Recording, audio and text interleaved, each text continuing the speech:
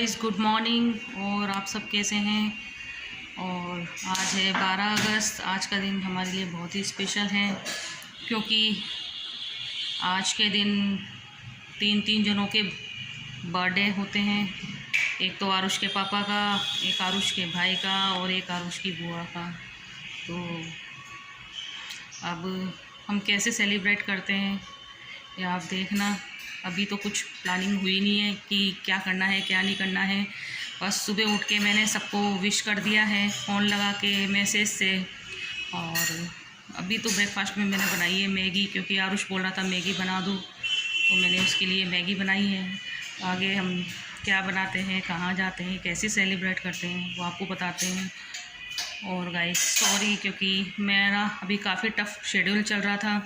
Parlour का काफ़ी सारा काम आया हुआ था, इसकी वजह से मैं हेलो गाइस, वेलकम। तो आज है दूसरा दिन यानी तीसरा दिन। कल तो कुछ भी शूटिंग नहीं हो पाई, परसों की थी स्टार्टिंग बस। आज पापा का बर्थडे है तो हमने सोचा मॉल रहेंगे शाम को ट्यूशन के बाद, तो शूटिंग करेंगे। तो गाइस अब हम आपको बताएंगे इन डिटेल में। हाँ, तो सबको विश कर दिया है, मैसेज भेज दिए हैं। और अभी मैगी बनी हुई है, मैगी आरुष ने खा ली है। और आगे देखते हैं कैसे सेलिब्रेट करते हैं, कैसे क्या करते हैं।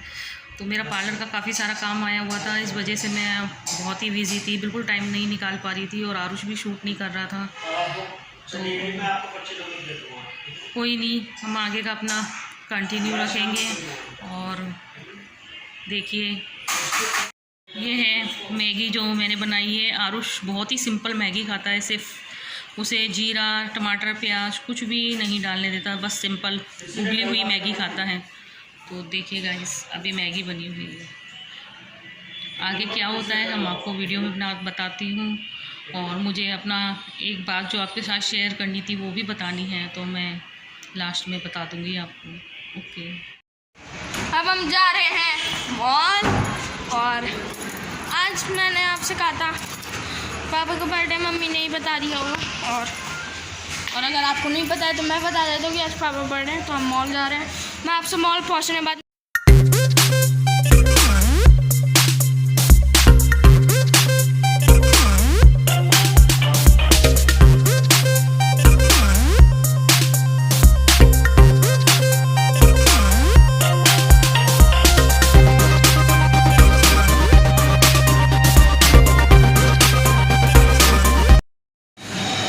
हमने कर दिया है ऑर्डर।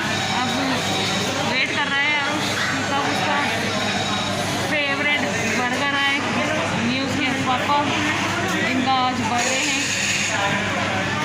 तो हम आए मैकडोनल्ड में, यह है मैकडोनल्ड। अब देखते हैं कितनी देर में ऑर्डर आता है। आरुष की बर्थडे पार्टी शुरू हो गई है।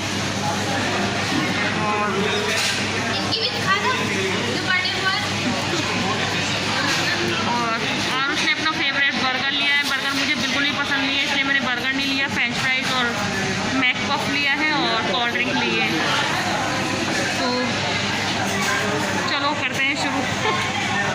मम्मी की बलून फुला फुला के बुरी हालत हो चुकी है, और अभी इनसे ना फूलने वाले। और अब हम केक भी लाए जो आपके लिए सरप्राइज़ है। मम्मी फुला रही है, तो जब केक काटेंगे तब आपसे बताओ।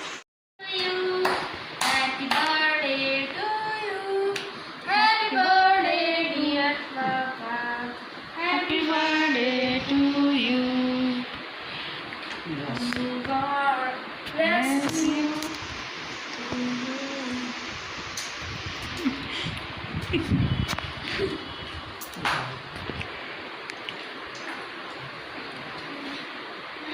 खा ले तो ही बढ़िया।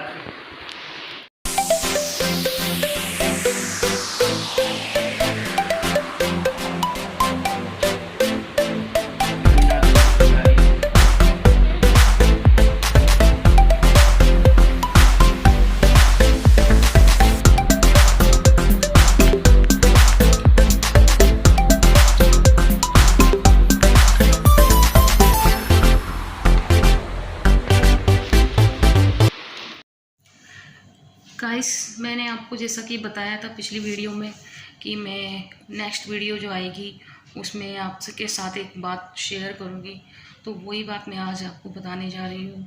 हुआ ऐसा था कि अभी 5 दिन पहले या 1 हफ्ते पहले करीब आरुष जो फ़ोन यूज़ करता है उस फ़ोन पर एक कॉल आया। तो उसने जैसे ही कॉल रिसीव किया तो वो घबरा गया और कॉल काट कर मेरे पास आया। मैंने पूछा क्या बात हो गई भाई फ़ोन क्यों काट के और तू अंदर भाग गया, इतना डरा हुआ क्यों है? तो उसने बताया मम्मी किसी पुलिस वाले का फ़ोन आ रहा है। तो मैंने कहा पुलिस वाले का फ़ोन आ रहा है, पूछता तो सही बेटा हुआ क्या है? तो कह रहा नहीं मेरे को तो डर लग रहा है, मैं तो नहीं लगा रहा। फिर मैंने उससे फ़ोन लेके और कॉल बैक किया और पूछा भाई क्या बात है, कहाँ से आप फ़ोन कर रहे हैं?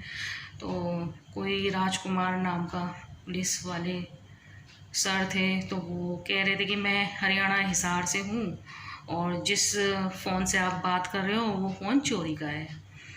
तो मुझे बहुत ज़ोर से गुस्सा आया क्योंकि हमने तो वो परचेज़ किया था EMIs पे और ज़्यादा महंगा भी नहीं था, 10,000 के समथिंग था। तो हमने हाफ़ पेमेंट कर दी थी और हाफ़ पेमेंट की हमने EMIs बना ली थी, बिल वगैरह सब कुछ हमारे पास था। और जहाँ से हमने ख़रीदा था वो भी हमारे एरिए की ही शॉप थी। तो मैंने उनसे बोला भाई हमारे पास तो बिल वगैरह सब कुछ है, ऐसे कैसे चोरी का फ़ोन? हम अगर मान लो हम ऐसे ही किसी से ख़रीदते तो शायद हो सकता था कि उसने कहीं से चोरी किए फ़ोन को हमें बेच दिया हो। अगर हमने एक रेप्यूटेड शॉप से उसे ख़रीदा है, उसने हमें बिल दिया है, पूरी एंट्री वेंट्री सब कुछ हुई है, तो वो चोरी का कैसे हो सकता है? आप ही बताइए गाइस। फिर उन्होंने कहा ठीक है आपके पास बिल है तो आप बिल भेजिए, हमारे तो पास FIR है उस पर उन्होंने लिखवाई गई है, तो कंप्लेन है उस पर नंबर वंबर सब लिखा हुआ है, हमारे पास भी उस फ़ोन का बिल वगैरह है और जिसने कंप्लेन लिखवाई है उसकी ID वगैरह सब कुछ हमारे पास है। मैंने कहा ठीक है। फिर मुझे थोड़ा सा डाउट हुआ, मुझे लगा कहीं ऐसा तो नहीं है कि कोई हमें ठगने की या ऑनलाइन परेशान करने के लिए कोई परेशान कर रहा हो ऐसे ही। तो मैंने पूछा उनसे कि कहीं ऐसा तो नहीं है आप ऐसे ही कोई हो और हमें ऐसे ही परेशान कर रहे हो, मज़े ले रहे हो? तो कह रहे कि नहीं मैम मैं सही में पुलिस वाला हूँ।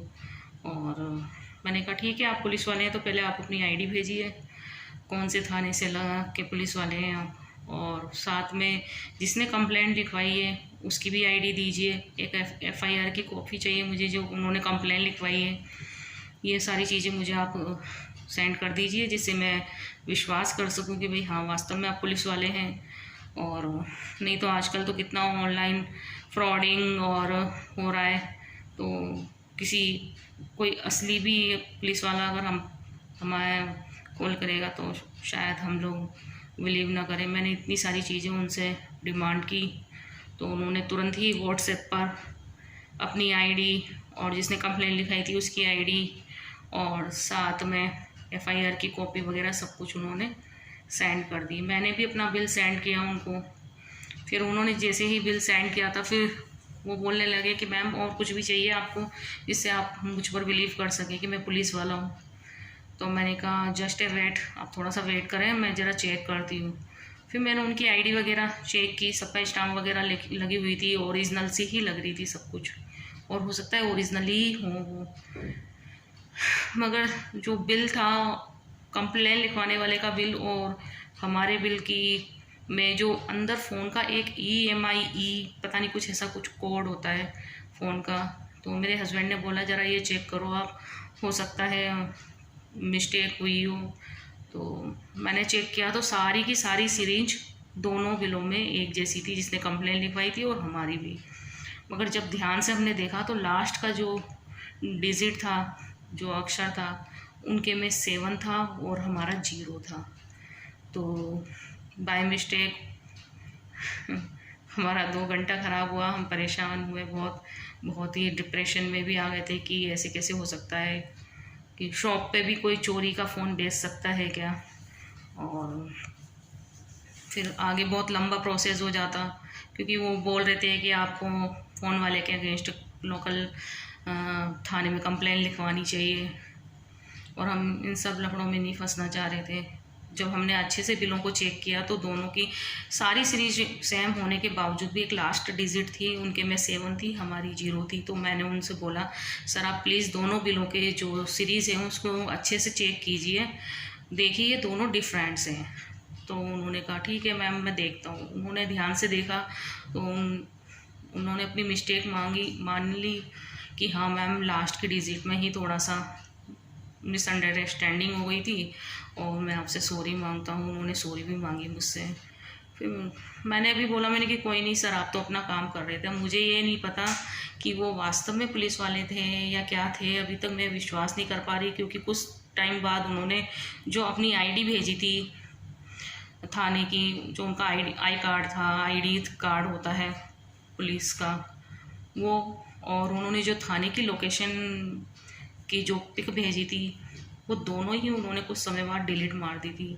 अब उन्होंने वास्तव में वो रियल पुलिस वाले थे या नहीं थे, क्या थे, तो मैं अभी तक भी कंफ्यूज हूँ। आपको क्या लगता है गाइस, वास्तव में वो पुलिस वाले सर थे या कोई ऐसे ही फ्रॉड वगैरह थे? आप मुझे बताना कमेंट्स में। तो ये स्टोरी थी उस दिन। तो ऐसा लग रहा था कि वास्तव में पूरा दिन हमारा ऐसे ही ख़राब हो गया और इस प्रॉब्लम से हम निकले ही थे और कि चलो जान बची।